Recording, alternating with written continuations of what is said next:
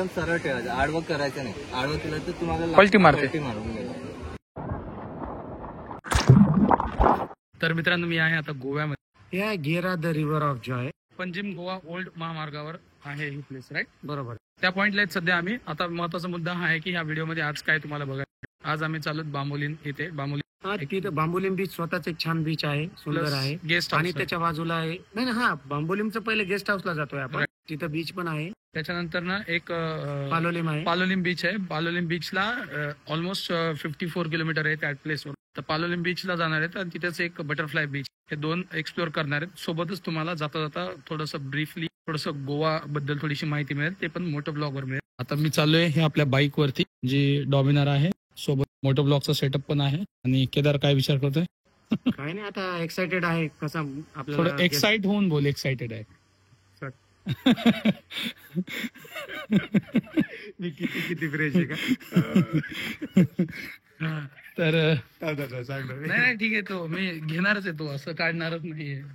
तर mic testing चालू आहे. काल मोठं ब्लॉग मला करता आलं नाही, हायवेवर पुणे टू गोवा. तो ब्लॉग थोडासा वेगळा झाला. ठीक आहे, तो पण बघून घ्या. त्याची लिंक तिथे कुठेतरी भेटत असेल तुम्हाला. काम झालेलं आहे पण गोप्रो का नाही चालत काही कळत नाहीये, रेकॉर्डिंग होत नाहीये. मे बी मेमरी कार्डचा इश्यू आहे. तर आता मेमरी कार्ड घ्यायचंय. मोटो ब्लॉगिंग शिवाय गोवा नाही दाखवता येणार तुम्हाला. सो पहिले काम आता memory card.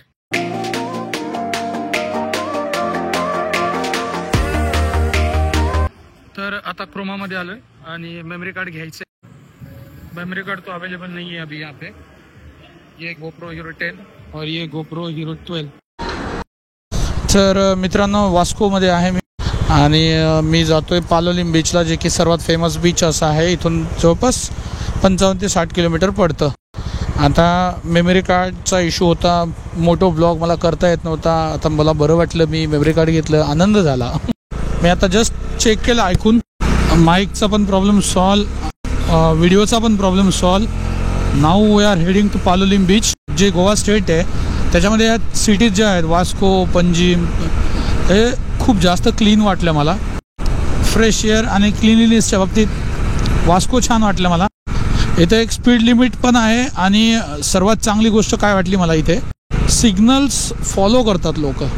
Signal, zebra crossing वगैरे फॉलो करतात, ते सगळ्यात चांगलं आहे. आणि तुम्ही बघू शकता प्रत्येकाच्या डोक्यावर एक हेल्मेट आहे. बघा, हे हेल्मेट आहे प्रत्येकाच्या याच्यावर. म्हणजे जर सुधारणा करायच्या आणि जर रूल फॉलो करायला लावायचे जनतेला तर सर्व पॉसिबल आहे. इथे टुरिस्ट पण येतात. जसं आता मी पण एक हेल्मेट यूज करत आहे ना. मागे केदार बसलाय, केदारकडे पण हेल्मेट आहे. सो कंपल्सरी आहे. रायडरला तरी हेल्मेट कंपल्सरी आहे. पिलियनला जे हेल्मेट कंपल्सरी ते हिमाचलमध्ये होतं. जसं शिमला, मनालीला जेव्हा आम्ही फिरत होतो ना, तिथे पिलियनसाठी पण हेल्मेट कंपल्सरी होतं, मागे बसणाऱ्यासाठी सुद्धा. अशा काही छोट्या छोट्या गोष्टी आहेत, त्याच्यामुळं आपलं म्हणजे नाही का, म्हणजे आपला विकास झाला आहे की नाही. आता इथं आपल्या नेत्यांना नॉर्मल कामच करता येत नाहीत यार, रस्ते बांधता येत नाहीत. एवढंसं छोटीशी परभणी आहे, सर्व रस्ते बांधून काढले ना तर एक 100 किलोमीटरच्या रेंजमध्ये और 150 किलोमीटरच्या रेंजमध्ये रस्ते अख्खी परभणी कव्हर होऊन जाईल. बट ते करायचंच नाही आहे. ठीक आहे, परभणीच्या बाहेरून बघणाऱ्यांना वाटत असेल काय परभणी करतोय बाहेर येऊन सुद्धा. बट यार रियालिटी आहे, खूप वाईट रियालिटी आहे. आता हे बघा किती क्लीन वाटतं, रस्ते क्लीन, डिवायडरच्या मध्ये थोडंसं झाडे लावलेत, भारी. आता हे बघा, हे इथं मस्त प्लेन उतरताना दिसत आहे बघा, भारी. राईट साईडला आहे ONGC, पणजी लेफ्ट साईडला आहे. तर आम्हाला जायचं आहे राईट साईडला. मडगाव एक स्टेशन आहे जिथून पुण्याहून तुम्ही येताना बाय ट्रेन येऊ शकता. वास्कोला पण रेल्वे स्टेशन आहे, तिथे पण येऊ शकता तुम्ही. चला, किती व्यवस्थित बाईक्स थांबल्यात बघा राईटला. बाईक्स, कार, हे पोलीसवाले चेकिंग. आता माझा एक प्रॉब्लेम आहे, माझ्या गाडीचं इन्शुरन्स संपलं आहे आणि थर्ड पार्टी इन्शुरन्स ऑलरेडी आहे माझ्याकडे. बट जे फर्स्ट पार्टी असतं तर ते वाला इन्शुरन्स माझं संपलेलं आहे. जर कोणी चेकिंग केली तर कदाचित फाईन पडू शकतो, पण मला माहीत नाही. थर्ड पार्टी तरी आहेच माझ्याकडे. इथं पण सिग्नल लागले. बराच वेळ झालं बाईक चालवत आहे आणि व्ह्यूज म्हणजे असे सीन्स काही कमी होताना दिसतच नाही आहेत. सर्व ठिकाणी एकदम मस्त मस्त सीन्स आहेत. इकडे बघा नारळाची झाडं, हा क्लीन रस्ता, सीन्स म्हणजे सीन्स आहेत यार.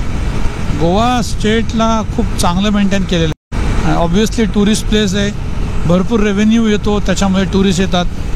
आणि हीच तर गोष्ट असते, जर गव्हर्नमेंटनं आपलं स्टेट चांगलं ठेवलं तर टुरिस्ट पण भेटणार. स्टेटला टुरिस्ट भेटलं, इथलं जी इकॉनॉमी आहे ती चांगली रन होणार, त्याच्यामुळे टॅक्सेस भेटणार चांगले. जिथे जिथं बऱ्याच ठिकाणी असे म्हणजे नाही का, तर सर्व इकॉनॉमी व्यवस्थित होते जर तुम्ही तुमची सिटी व्यवस्थित केली तर. कॅनकोन लिहिले, कानकोन.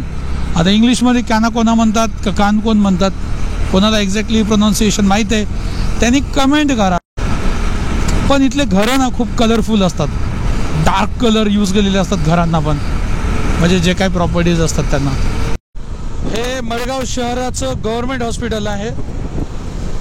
खूप व्यवस्थित असं वाटत आहे. आमच्या परभणीचं का नाही असं काय माहीत. परभणीच्या तर हॉस्पिटलच्या बाहेर असे रस्ते येतं की पेशंटला घेऊन जाता पेशंट जायचा, एमर्जन्सी पेशंटला. आपण मडगाव शहरातून जाणार आहोत. खूप सुंदर काहीतरी आहे इथे, मंदिर आहे का काय? हो, मंदिर नाही आहे, चर्च आहे. हे इथे पण चर्च आहे समोर. इथे पण एक चर्च आहे का? हां, इथे पण एक चर्च आहे. मडगाव सिटीमध्ये 2 चर्च तर दिसले मला, बरेच चर्च आहेत. हो काय, असले कलरफुल घर मी तुम्हाला बोललो होतो, फुल डार्क कलर यूज करतात इथल्या घरांना. आणि इकडे पाऊस पण पडतो खूप, तर कौलारूचे घर आहे. हे बघा कौलारूची घरे आहेत इथे. आणि मोस्ट ऑफ बोर्ड्स बघितले मी, सर्व इंग्लिशमध्ये दिसत आहेत. बापरे, ही बिल्डिंग किती जुनी आहे. आता फील येतोय गोव्याचा, कारण साऊथला आलोत ना आपण. आणि इतकी गरमी होत आहे ना इकडे आता सध्या, खूप जास्त. नोव्हेंबर महिन्यामध्ये पण गरमी आहे. सुंदर असं चर्च आहे इथे बघा लेफ्ट साईडला, आवर लेडी ऑफ रोजरी चर्च नवेल. काहीतरी फंक्शन आहे वाटतं, बाहेर चेअर्स वगैरे ठेवल्यात, त्याला सजवलं आहे. तर मित्रांनो, वेलकम टू कॅनाकोना किंवा कानकोन. आता इथून आम्हाला घ्यायचं आहे राईट टर्न आणि इथूनच आहे पालोलिम बीच.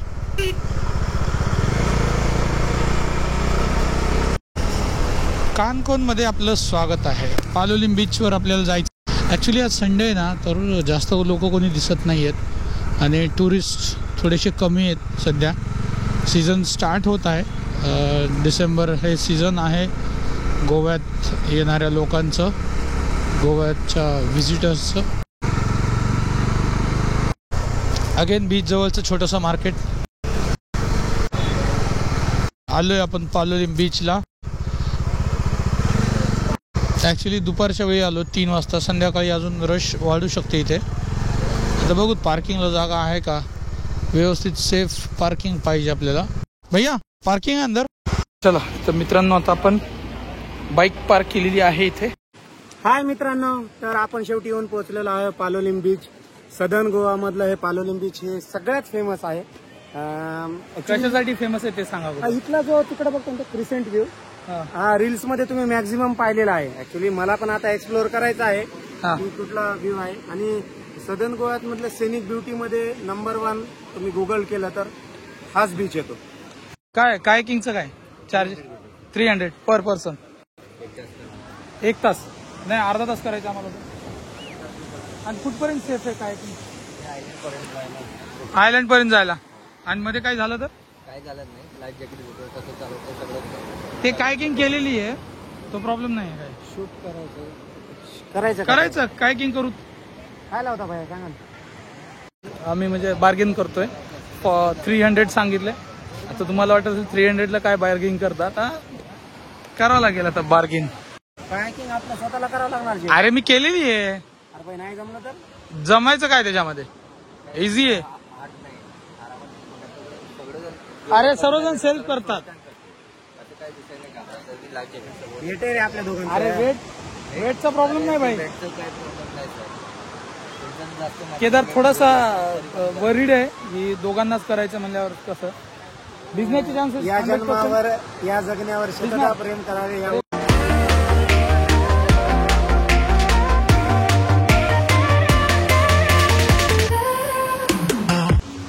फायनली बार्गेनिंगची स्किल्स कामी आले. आम्ही 600चं 450वर आणलं आणि आता फक्त कोणी कमेंट करून बोलू नका की 150 रुपयाला भेटतं म्हणून. असं नका बोलू, वाईट वाटायला लागलं.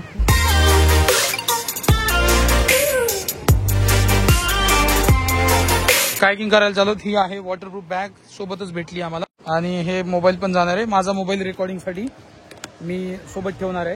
इथपर्यंत प्रॉब्लेम नाही ना. लाल लाल घालणार आहे बाबा. भाई आपल्याला चांगलं द्या एकदम ते शूज पडेल असं द्या. मार्केट उठलायला पाहिजे. मागे मी बसणार. हे बघा चालेल. नाही मागे तू बस. मागे जास्त चालायला लागतं. तुम्ही विचारू नका. हे आहे ना असं 45 अँगल मध्ये धरायचं. हा. सरळ जायचं लेफ्ट आणि राईट. हा. राईट मारलं तर तुम्ही सरळ जाणार. राईटला टर्न करायचं तर फक्त लेफ्ट मारायचं. 2-3दा लेफ्ट मारलं तर राईटला टर्न होते आणि राईटला 2-3दा मारलं तर लेफ्टला टर्न होते. अपोजिट खाली ना सरळ ठेवायचं. आड एकदम सरळ ठेवायचं. आडवं करायचं नाही. आडवं केलं तर तुम्हाला पलटी मारते. पलटी मारून मिळेल.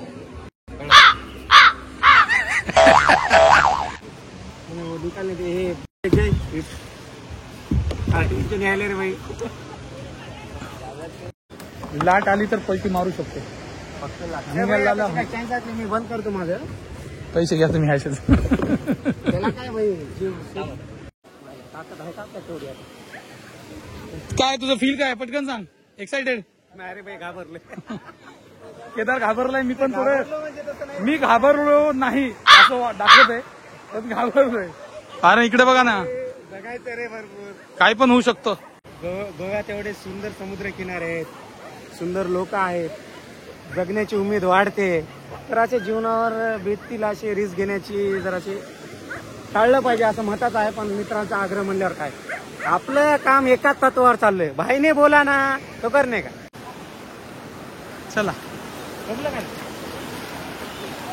बसायचं का. मोबाईल सारखं ठेवा बरं का. ठीक आहे. कुठं ते नाही ना मला जायचंय त्या आयलँडवर त्या तिथे समोर. आणि केदार सांगतो नंबर. हा चल घे ना. दोघं जण ऐक ऐक ऐक. हा तू थोडं घे इन्स्ट्रक्शन दे. Right left right left.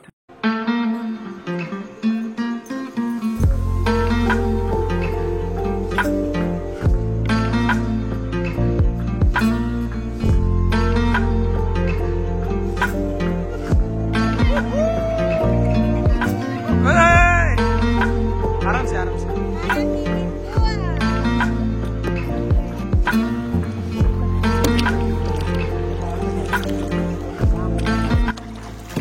तर मित्रांनो आम्ही खूप दूर आलो बीच पासून. बरंच काय म्हणणं आहे. मस्त वा. काय लहानपणीचं गीता आठवलं रे मला. किती किती मिनिटं काम केलं आपण पोहोचतो. लागू दे ना अर्धा तासात काय अडचण. निवांत पोहोचू. केदार म्हणते फक्त 5 मिनिटं आपल्याला दम काढायचा आहे मग पोहोचतो. नाही दम काढायचं नाही. मी म्हणलं आपण ठीक आहे केदार होत राहतं. ऑफ कॅमेरा जे बोललं ते ऑन कॅमेरा बोलायची हिम्मत ठेव, ताकद ठेव, जुरत ठेव. जे होतं माहितीये का. सिंगम सिंगम काय सिंगम नाही. हिम्मत ताकद और जुरत रखता हूँ. सिंगम खाता. चला चला चला आता चला वापस जाऊ. चल लेफ्ट परत एकदा लेफ्ट.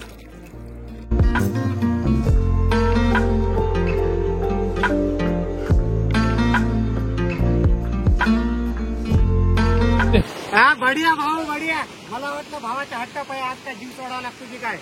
मित्र एक नंबर थ्रिलिंग एक्सपिरियन्स. आणि मला वाटलं की थोडंसं जीव धोक्यात घालण्याची शंका वाटली पण फिरून आल्यानंतर एकदम सेफ वाटलं मित्र. Bye bye. अरे बढिया मित्र. हा भाई भाई भाई.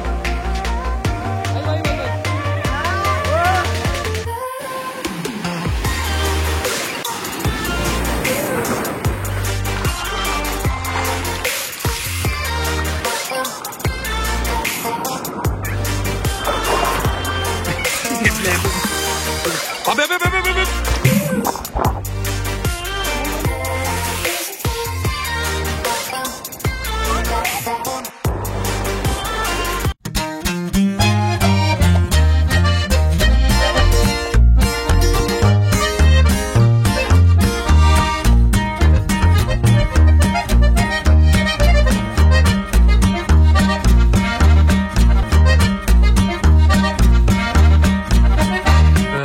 सनसेट पॉइंट आणि इथून असं जायचं.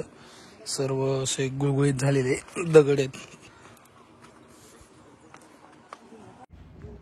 दिवसभर मजा मस्ती करून झाल्याच्या नंतर आम्ही निघालो सनसेट पॉईंटकडे.